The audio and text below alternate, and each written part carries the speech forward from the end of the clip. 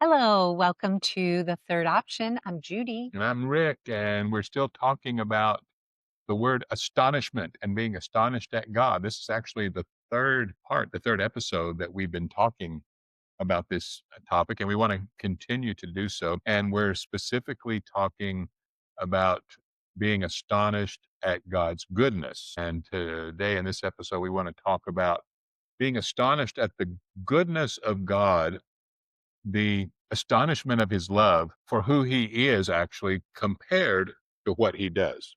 I think it's a really important distinction that I don't think I've always understood, but there's this astonishment at the things that God has done for me that I can only contribute to Him.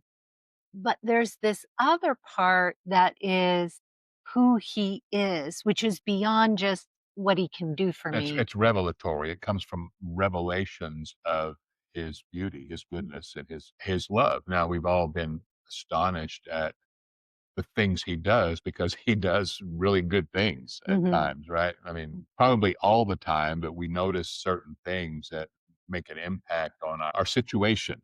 Mhm. And we're astonished at that. I feel like God has done quite a few miracles in my life, and so have you. He's provided, he's Mhm. healed, and those are wonderful things. They are astonishing. But as we talk about it today, we want you to see that there is something even much, much, much more astonishing than that. You've had God do some miracles in your life, right? I Yeah. mean, like supernatural provisions and Yeah. things. I think one of the biggest things that I really saw, like, oh my gosh, this is God, was when I first was talking to some people about turning my life over to God. I remember being in this group of people and I was crying and I was saying, if I turn my life over to God, He's going to make me be a missionary in Africa. Like, it was like the worst thing I could think of, and it would be like the most punishing thing, and And you because were I just was just, sure God would yeah, do He something was like going to make that. me do the hardest thing. But the people, they were like, you They trust me, were laughing. he won't send you. They were laughing at me because I guess because I was kind of girly girl and I was working as an actress at the time, and they just thought it was hilarious. 10 years later, I'm flying over to live in Zambia, Africa. I had forgotten about that. I Not realized just to visit, you were going to to live live there there, and make work your on the home there mission for years. field. Yes. And I was so excited and I felt like it was such an honor. And I remember just realizing, my gosh, like this was what I feared. And yet something has happened inside of me that I am like not dreading, but totally excited about it. And I just knew that, I don't know, that God was smiling and just, So that was a change, a miraculous thing in your heart. You were astonished that had your whole outlook had changed uh huh. about the Africa trip, but then there were astonishing Well, provisions, just that just so you I could could go. get there Yeah. because I had to raise support and I'm not really a salesman-y type of person, but the way it worked out, it was easy. I just was telling my vision of what I was going there for, and I literally felt like people who didn't even like me, well, maybe they were giving because they wanted to get rid of me. I don't know. But I felt like people were just like handing me the being able to go. Not Like they only saw they saw the vision in it yeah, and not they were only were you being supported. supported to go and actually live there, not just a short-term visit, you were supported for that, and you're not like someone that's comfortable, like, fundraising and asking for money and things like that, but people did it anyway, and you were provided, a house there. You had your own house, live out there in the bush, you had your own car, your But own vehicle, and that was that amazing. Yeah. was bought for you. So there were all of those provisions. It is astonishing. You just go, "Wow, wow, Mhm. God, that's good." What we wanna bring out is how greater the revelation of his character is. I can give my one of my own examples is that so I've done many things in ministry. I had a good season in ministry to where the emphasis was on the power gifts. So there was a very strong emphasis on healings, miracles, of different Prophetic kinds. There was words. prophetic ministry and so on. So Mhm. they were demonstrations of power, and these are all wonderful things when somebody's body gets healed, or like you were talking about, a supernatural provision comes to you. It does make you say, "Wow," and it's astonishing. But I was doing that for many years, and it's fun and it's powerful, and you get and you see a lot of astonishing things. But then I start to get my grace illumination. I start to see his grace in a bigger and more beautiful way. I see his heart in a bigger and beautiful way. I became astonished at how big and beautiful his grace was. I would talk about grace, but now I'm saying like, wow, this is bigger than I ever imagined. And we talked about being astonished in an earlier episode and what it means. It means to be surprised to the degree that it doesn't seem credible. It means to be, to see something so good and unexpected. And that's what it was. And I came to finally believe that God really loved me just the way I was. That was astonishing to me. Yeah. It's funny that we say these things. We say God loves us, but when it really Hits you. hits you, You're yes, you're like, "Whoa, astonishing. this is what they were talking about." Wasn't the whole like, "Oh, Jesus loves you, like Yeah, your mother loves you." It's like, "Oh my word, yeah. he really Just like I am. personally delighted." And if I never improved on any of these things that I felt needed improvement, if I never improved in any area, it didn't change a thing. God It absolutely unconditionally that loved is me. such a countercultural, revelation because well, at least for me, I grew up in the self-help, industry. I think I helped fund them, It was just everything was about me becoming a better human Yeah. being. It sounds great. I Mhm. mean, in a way, I think it is. Well, Like and it's great to right? improve, what we do and all the things about us, but It's almost like there's no rest in it. There's no peace in it because you can never become good as enough. much as Yeah. as And improved so as you you would always like. feel like you're still falling short because Mhm. there's always something you can improve on, so you're never quite there. Yeah. You're never quite as good as you want to be. And so that a revelation is astonishing. And it's countercultural too. Actually, it was to my a lot of my Christianity, a lot of my Christian ideas, because I thought it was about improving myself too. I thought it was about getting to a place to where God could approve of me more, favor me more, He he could could bless me more. finally use you Yeah, in could a use you very in huge in greater way. ways, Yeah. yeah, because, even though I was being used in some miraculous things and I saw a lot of astonishing things, it was never enough because I was never enough, and I could always look at somebody else and compare my ministry to them, and there was always somebody bigger and always somebody brighter, always somebody doing more, and so Funny how you can be in ministry, you can be in a sewing circle, you could be in a teaching environment, any of those environments, and you start comparing, like, where you yeah. are on the ladder, and it And just and I thought that they were able to be bigger and brighter and to do bigger things, because God liked them more. and I thought the reason that he favored them more was because there was something about me that was not right, and so I was always having to try to fix those things, and so, of course, it's an astonishing thing to realize, "Oh, God likes me just like I am," Mhm. and even though I'm a weak and foolish vessel, I'm, what people would describe as a very flawed human, in a sense, there was nothing wrong with me. Do you Even though there's things I could improve on and be Mhm. better at, there's nothing wrong with me. Do you think that is when we start to make friends with our weakness?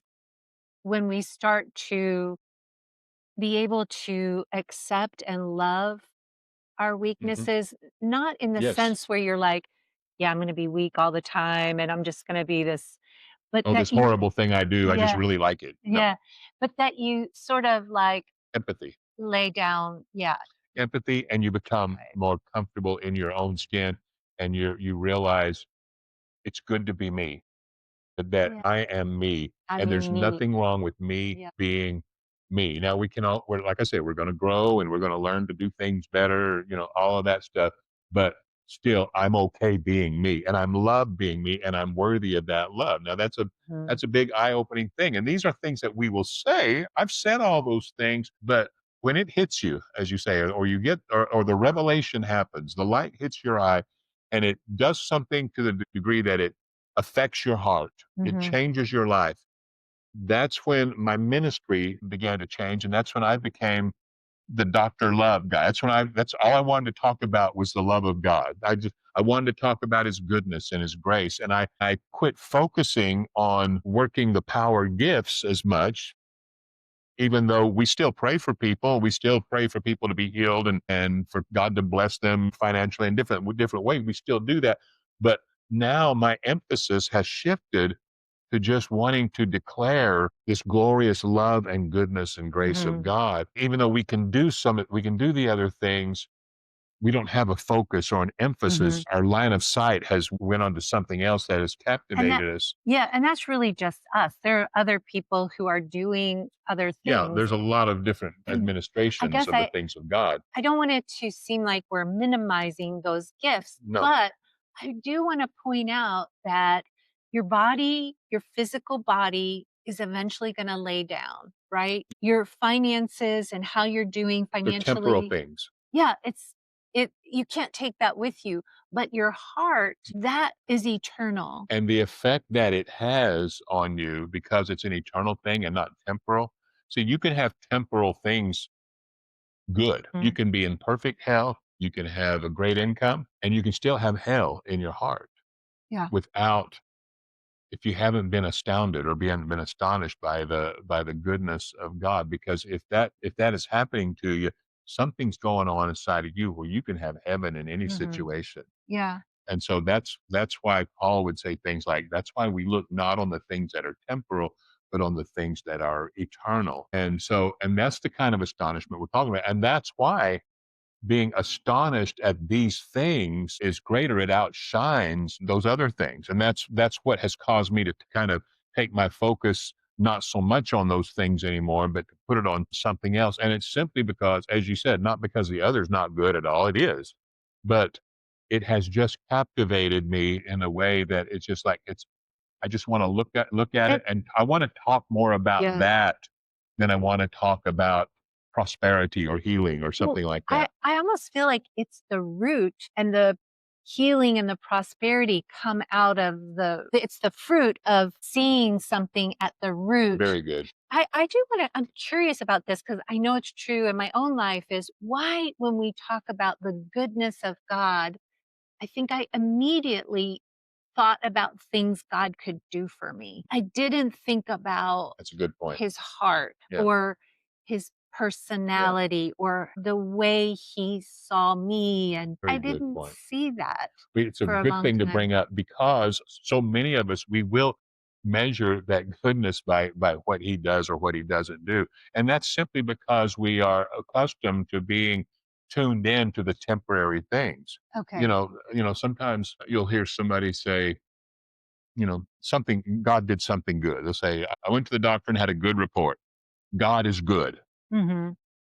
Well, what about the person that day that went to the doctor and got a bad report? Is God still good? See, and that's the thing. And so that's why you really can't measure the goodness of God just on what he does. But because we're accustomed to being tuned into the temporal, it's easy for us to look at that and we will judge God that way. So we'll say God is good because he did this, he did that, he does this, he gave this to me, he did that. And those are good things of God and they can be astonishing, but they're temporal. Mhm. And when we're tuned into the temporary, then will have more of a tendency to ride the roller coaster because we're up when situations are good and we're down when situations are bad And we're working hard to get on God's good to side to try to keep get it up. our yeah, to try to get him to do good things Try to for keep us. it up. It's so interesting. We had a comment a few months ago on one of our videos, and it was about like, why did Jesus have to pray to God? Like, almost like the person could only see the reason to pray is to ask for something from God.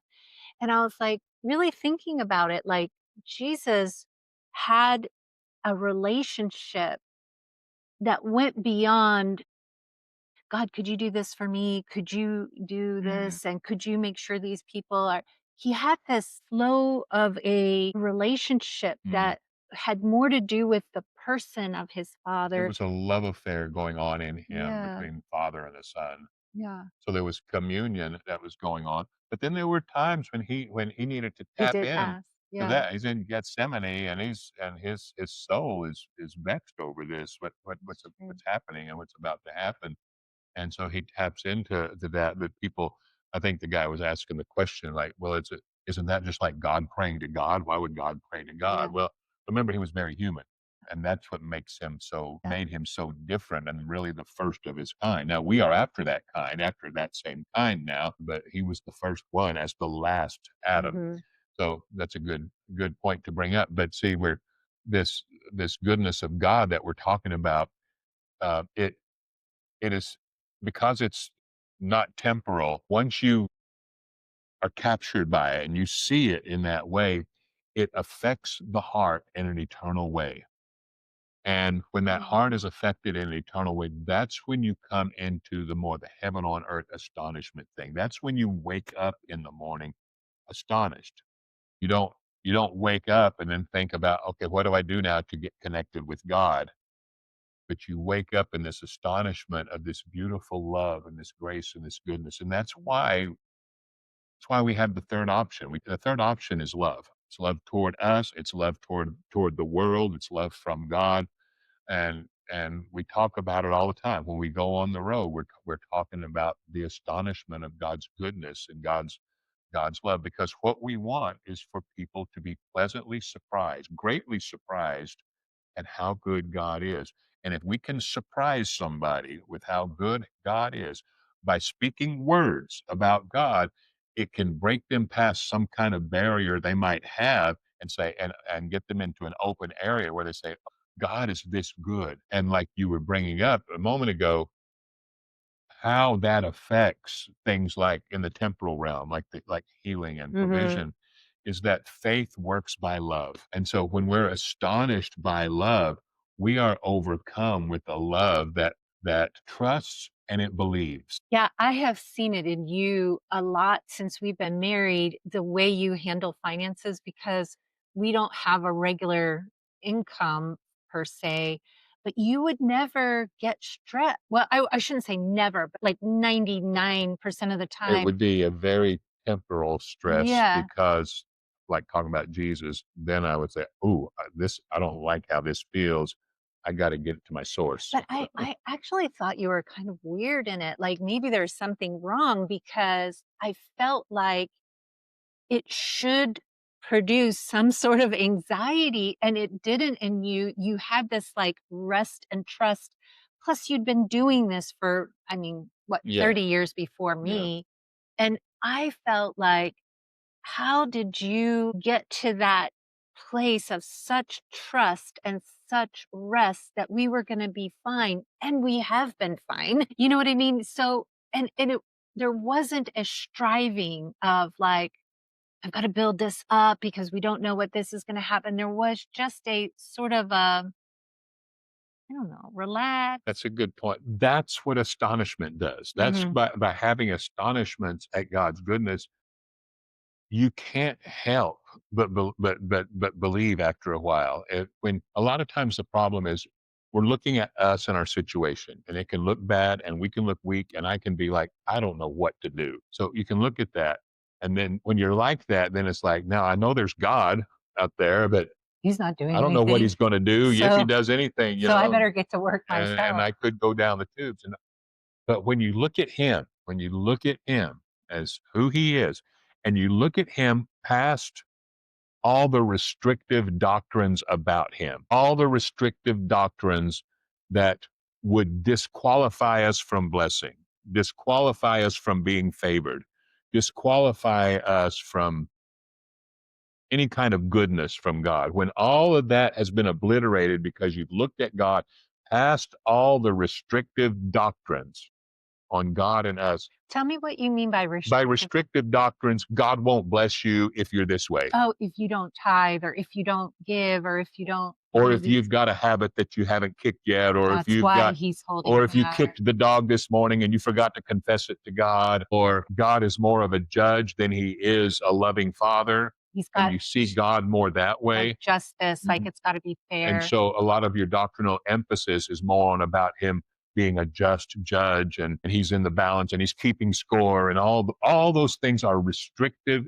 doctrines about our perfectly They beautiful sound father. very Old Covenant from the Old Testament, the way that The- they saw God in the Old and it is Testament. that type of thinking Yeah, carried over. yeah, But when you see him past those restrictive doctrines, you yeah, look at God and you say, of course, he's our source. right. Of course there's a supply. Huh. We have an open supply from the Father, and that opens our heart to receive. That's good. I am thinking of that parable that Jesus told about the boss and his workers, and he paid the same amount to the ones that had worked all day and the ones who were just like Showed up at the showed last up at the hour. last minute.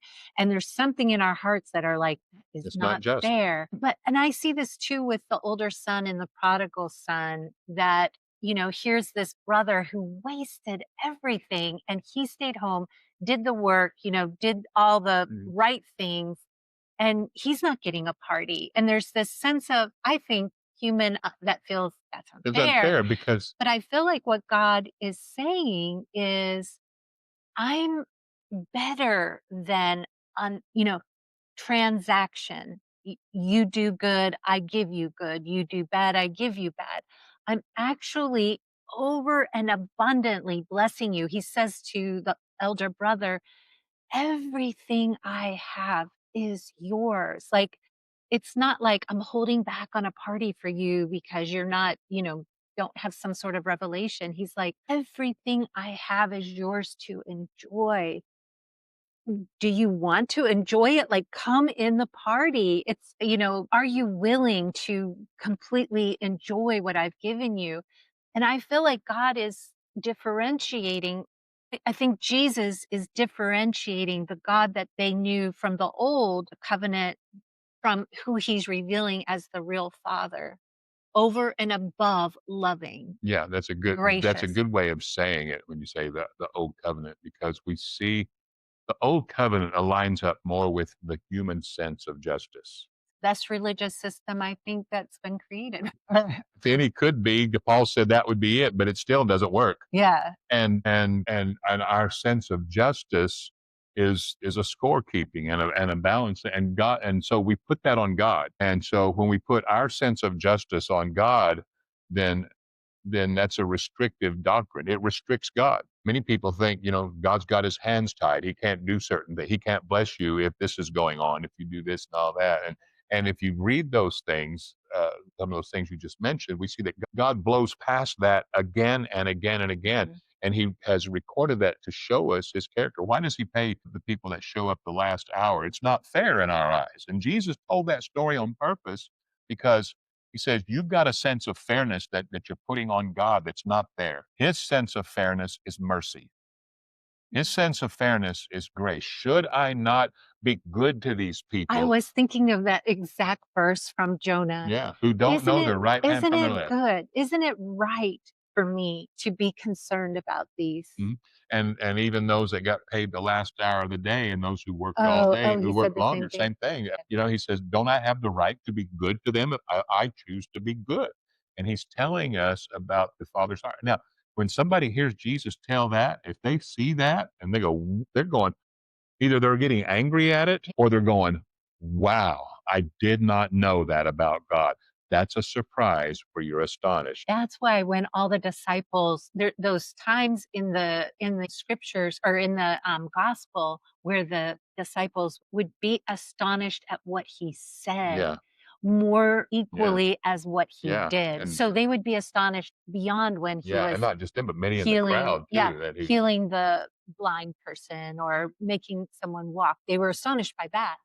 But then he would just say these things, like from his teaching. They were exactly. astonished at his doctrine, Oh, his it does teaching. say that, the Yeah, doctrine, because yeah, the doctrine of Jesus is very different. went past all the restrictions of God that they had in their mind. Ah. They were astonished.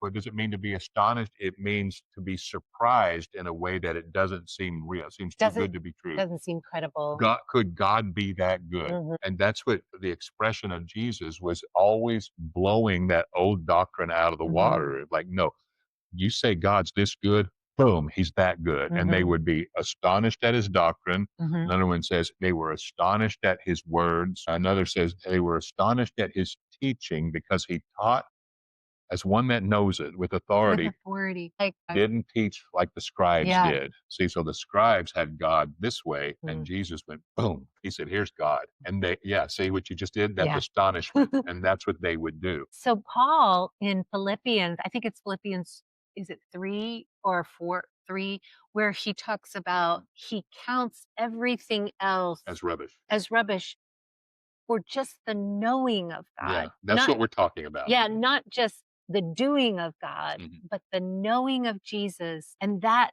sort of relationship, that friendship, that Yeah, and connection. I don't know. knowing Yeah, him, that knowing personal him. knowing, Yeah. and And that his type goodness, his good of heart. communion. And he says, and those things that I thought were something, he says, they're nothing in comparison. It's not that they maybe not weren't something, Yeah. like us talking about seeing the powerful things that God does is worth something, but in comparison to what we're talking about here, it's like nothing. That's why it gets your attention, and you put the emphasis and the focus Mhm. on those things. All right, Well, thank you. that That's was a fun. really good for me to hear, or like to just talk Yeah, through. me Yeah, too. it's I so just love hearing interesting. it and talking Yeah, about it. yeah. Hope So it was the same way for you. Hope you heard something good. astonishing. All right. Yes. Have a great rest of your day.